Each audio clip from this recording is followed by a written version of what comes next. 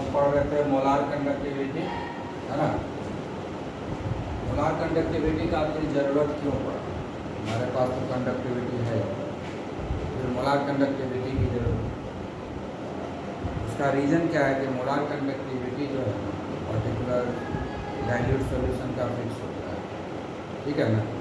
लेकिन कंडक्टिविटी जो है बढ़ते घटते रहेगा कॉन्सेंट्रेशन के हिसाब से। नंबर ऑफ आयंस बढ़ गया तो कंडक्टिविटी बढ़ जाएगा, नंबर ऑफ आयंस घट गया तो कंडक्टिविटी बढ़ जाएगा। और आज सुबह में जो इलेक्ट्रोलाइटिक कंडक्टेंस का बहुत सारा फैक्टर हम लोग पढ़े, ionic ionic interaction, viscosity, solid solvent interaction, वो सारा चीज़ जो है अफेक्ट करता है कंडक्टिविटी, ठीक है ना। लेकिन मोलार कंडक्टिविटी वो सब चीज़ से इंडिपेंडेंट है। तो इसीलिए क्या हुआ कि कोई तो एक ऐसा पर्टिकुलर सॉल्यूशन के लिए, पर्टिकुलर इलेक्ट्रोलाइट के लिए कोई एक कांस्टेंट तो चीज़ मिले जिससे कि हम उसको आइडेंटिफाई कर सकें, ठीक है ना। इसीलिए एक मोलार कंडक्टिविटी करके नया टर्म जो है लाया गया, ठीक है, क्योंकि वो फिक्स हमको मिलता है एक पर्टिकुलर डायल्यूशन के बाद वो फिक्स हो जाता है, ना बढ़ता है ना घटता है। इसलिए नया टर्म का ये लाया गया मोलार कंडक्टिविटी, ठीक है। अब जैसे कंडक्टिविटी है तो 1/r हो गया, तो ये क्या लिखेंगे, इसको उल्टा देंगे ना। ये 1/r है तो उल्टा हो जाएगा, ये हो जाएगा 1/ρ इंटू a/l, यही ना। तो इसको हम लोग क्या बोलते हैं, 1/ρ को हम लोग कप्पा हो गया और ये हो गया हमारा a/, ठीक है। आई बात समझ। फिर अगर इससे हम निकाल सकते हैं रो का वैल्यू, रो इक्वल टू क्या होगा, r इंटू a/l, यही ना होगा, यही होगा ना, है। तो 1/ρ यहाँ क्या हो जाएगा, 1/r into l/a, into formula हम 1/r को क्या लिखते हैं, तो क्या हो गया l/, समझ में आया ये फॉर्मूला, ठीक है। उसके बाद जो है यहाँ पर हम लोगों को क्या करना है कि ये जो L है और ये A है, इस कंडक्टिविटी सेल का तो फिक्स होता है, इस कंडक्टिविटी सेल का L फिक्स है ना। बार बार तो कंडक्टिविटी सेल का बीच L का नहीं बढ़ाएंगे, A को एरिया सरफेस एरिया बढ़ाना नहीं है, तो एक बार जो हम सेल बना लिए वो बना रहेगा, वो सरफेस एरिया भी फिक्स होगा और दोनों इलेक्ट्रोड के बीच का जो डिस्टेंस है वो भी फिक्स ही रहेगा, वो तो बदलेगा नहीं पर्टिकुलर एक सेल का, है ना। इसलिए l/a का नाम जो है वो सेल कांस्टेंट है और उसको हम लोग G स्टार से डिनोट, ठीक है ना। l/a equal to G star which is known as cell constant, क्योंकि ये सेल पर्टिकुलर जो सेल बनाएंगे उसके लिए ये दोनों कांस्टेंट रहेगा, इसलिए हम इसको बोलते हैं सेल कांस्टेंट, ठीक है। आया समझ में, हाँ। तो इस हिसाब से अगर देखा जाए तो इससे हम रिलेशन निकाल सकते हैं। तो रिलेशन अगर G का निकालेंगे तो क्या हो जाएगा, कप्पा बाय G, यही लिखेंगे कप्पा बाय G, ठीक है। आया बात समझ में। और भी रिलेशन G स्टार, ये G स्टार, हम इसको G स्टार हो गया कप्पा बाय G। यानी अगर हमको सेल का सब कुछ मालूम है, L मालूम है, A मालूम है, तो हम G स्टार इस मेथड से निकाल लेंगे, हाँ। हो सकता है कभी कभी हमको ये और ये नहीं मालूम है ना। सेप अगर मान लो गोल ग्रुप बनाते हैं तो उसमें थोड़ा L और A का वैल्यू पता करना मुश्किल है ना। चौड़ा बनाया तब तो आराम से पता कर लेते हैं, लेकिन अगर उसका शेप हम स्फेरिकल दे दिए, सर्कुलर दे दिए, है ना, तो उस सिलिंड्रिकल दे दिए, तो तो वो सब केस में क्या होता है, ये एल और ए का वैल्यू मालूम करना थोड़ा मुश्किल होता है। तो उस समय हम कैसे निकालेंगे सेल कांस्टेंट, ये वाला फॉर्मूला यूज करेंगे। यही बात समझ में है। तो अब और एक रिलेशन हम बना सकते हैं। जैसे ये कप्पा है, तो ये 1/g है ना, तो g का क्या होता है 1/r, g को बदले लिख सकते हैं 1/r। तो इसको क्या होगा कप्पा इंटू, है ना। तो अगर हमको कंडक्टिविटी और रेजिस्टेंस पता है तो सेल कांस्टेंट पता होता है। तो हमको न्यूमेरिकल में क्या डेटा दिया हुआ है, उस डेटा के हिसाब से हमको अपने आप को मैनिपुलेट करना। समझ में आ गई, क्लियर हुआ है। अब हम लोग जो है मोलार कंडक्टिविटी, है ना, मोलार कंडक्टिविटी का जो नोटेशन है ये हुआ मोलार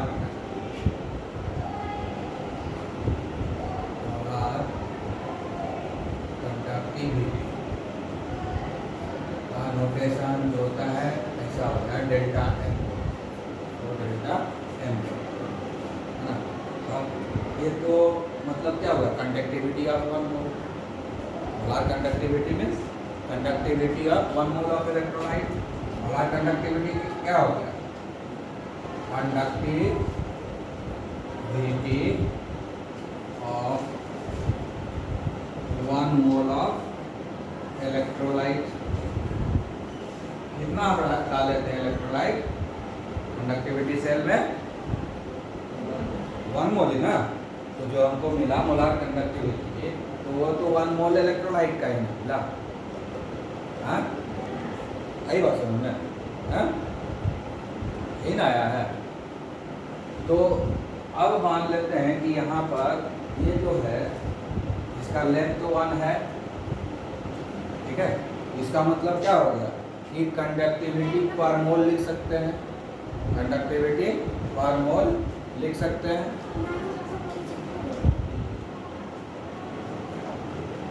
ठीक है। कंडक्टिविटी पर मोल लिख सकते हैं इसमें, ठीक है। तो जब हम कंडक्टिविटी निकाल, तो अगर 1 मोल का कंडक्टिविटी पता हो गया तो ये तो मेरा हो गया मोलार कंडक्टिविटी। आई बात। अब हम इतना होशियारी करेंगे कि 1 मोल को डिजॉल्व हम 1 ml में करेंगे, 1 ml में करेंगे या 1 लीटर में, ठीक है। जनरली तो हम लोग यही करते हैं 1 ml रखते हैं या 1 लीटर रेट निकालते हैं ना, हाँ। तो ये हो गया कंडक्टिविटी पर मोल। हम नहीं लिख सकते हैं कप्पा बाय सी, सी यहाँ पर मोलैरिटी को डिटरमाइन करता है। सी यहाँ पर क्या हो गया मोलैरिटी 1 जैसे ही होता है तो हम उससे डिवाइड कर देते हैं। मान लेते हैं कि उसमें कितना भी मोल है, कितना भी मोल है उसमें, तो हमको मोलैरिटी क्या करना है। अब हम मान लेते हैं कि 1 मोल को हम सर्टेन अमाउंट ऑफ सॉल्यूशन में डिजॉल्व कीजिएगा, है ना। अज्यूम कर 1 mole dissolve in certain amount of solution, ठीक है। यही बात समझ में है। सर्टेन अमाउंट ऑफ सॉल्यूशन में हम डिजॉल्व कर दिया, लेकिन हम 1 मोल ही डिजॉल्व, तो मोलैरिटी निकलेगा।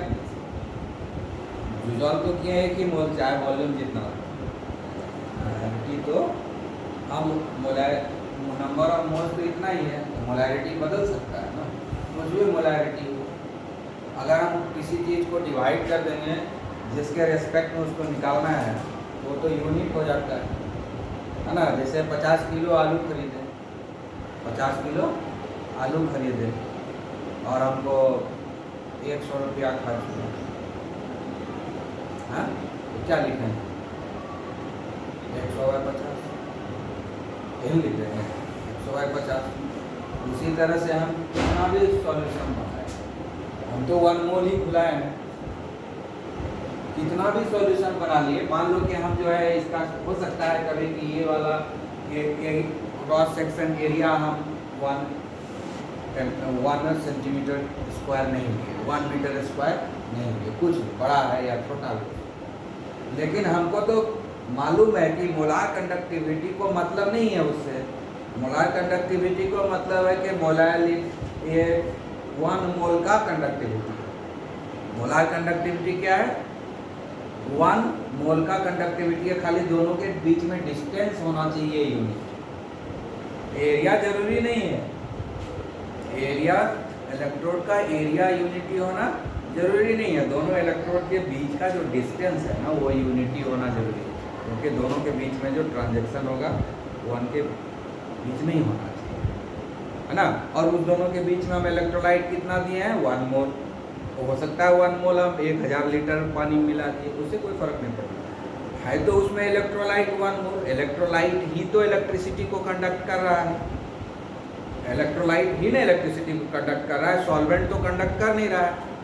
जब तक हम उसमें इलेक्ट्रोलाइट नहीं देंगे, जैसे डिस्टिल्ड वाटर लेंगे, डबल डिस्टिल्ड वाटर ले लेंगे, किसी भी हालत में इलेक्ट्रिसिटी कंडक्ट नहीं करेगा, है ना। और उसी में हम 1 मोल इलेक्ट्रोलाइट को डिजॉल्व कर देंगे, तो इलेक्ट्रोलाइट तो 1 मोल ही है, तो वही 1 मोल इलेक्ट्रिसिटी को कंडक्ट कर रहा है, इसलिए जो भी कंडक्टिविटी है वही उसका मोलार कंडक्टिविटी हो गया। आई बात समझ में? चाहे वॉल्यूम कितना भी रहे, हाँ आई बात समझ में, मोलार कंडक्टिविटी वही हो गया।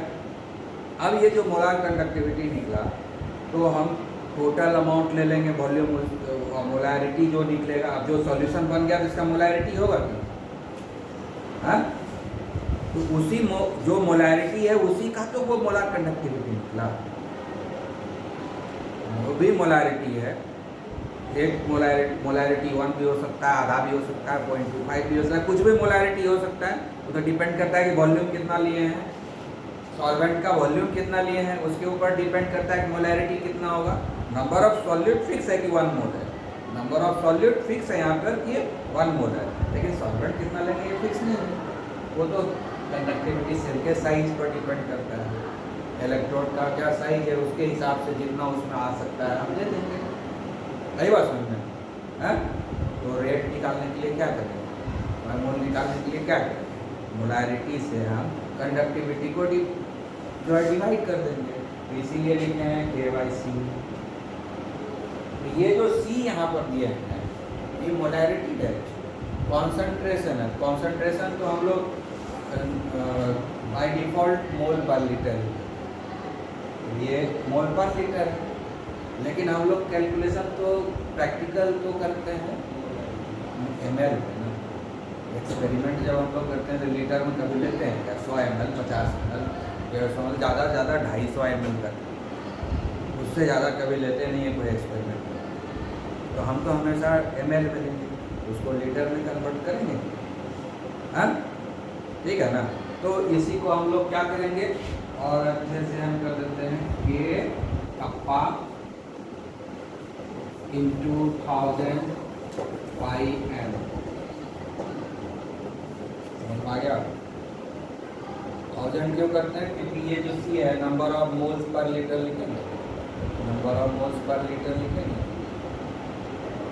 हाँ number of moles per litre लिखेंगे ना। तो ml को लीटर बनाने के लिए 1000 से मल्टीप्लाई करेंगे, हाँ तो वो डिवाइड करेंगे तो यहाँ आके ऊपर हो जाएगा। तो ये समझ में आ गया, तो कप्पा इंटू 1000 बाय ये हो गया तुम्हारा, ठीक है। आई बस सी दे दिया कॉन्सेंट्रेशन, कॉन्सेंट्रेशन को हम लोग मोलैरिटी के टर्म में रिप्रेजेंट करते हैं, तो कॉन्सेंट्रेशन को हम मोलैरिटी से रिप्लेस कर दिए, तो मोलैरिटी से रिप्लेस करेंगे तो उसमें 1000 टर्म आएगा नीचे, वो ऊपर जाके मल्टीप्लाई हो जाएगा, तो कप्पा इंटू 1000 बाय m, ये हो गया हमारा मोलार कंडक्टिविटी का फॉर्मूला, ठीक है ना। आई बात समझ में है? तो यूनिट जो होगा कप्पा का जो यूनिट है और जो मोल का यूनिट है वही हो। कप्पा का क्या यूनिट का होता है बताया था ना, कप्पा का सीमेंस पर सेंटीमीटर या सीमेंस पर मीटर सीमेंस पर मीटर ऊपर में हो गया और नीचे हो जाएगा मोल पर लीटर। तो सीमेंस है ना, पर मीटर पर मोल पर लीटर। तो यूनिट बनाना आसान है, आराम से बन जाएगा, कोई दिक्कत नहीं है। यूनिट बनाने के लिए सीख लेना चाहिए कि कैसे हमको बनाना, ठीक है ना। हाँ, जितना चीज़ यूज़ किया है सबका हम दे देंगे। एक ऐसा लगता है बहुत कप्पा लगना चाहिए और कुर्सी को छोटा करना पड़ेगा।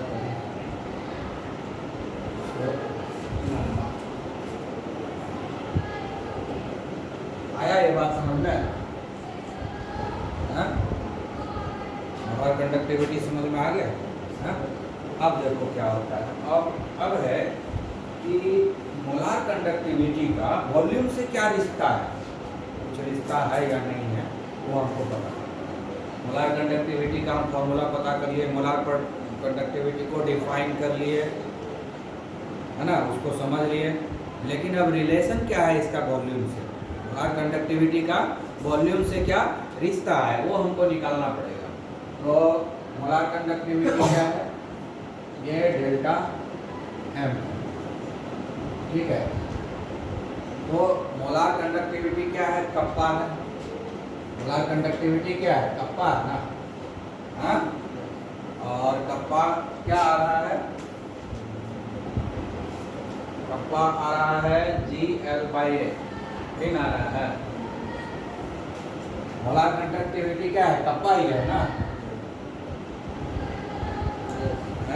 मोलार कंडक्टिविटी मीन्स कप्पा हो गया।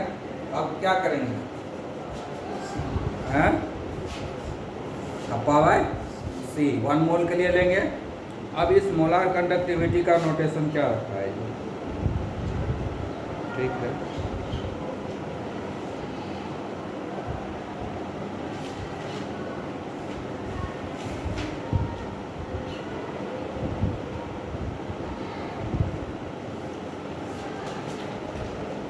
बहुत कुछ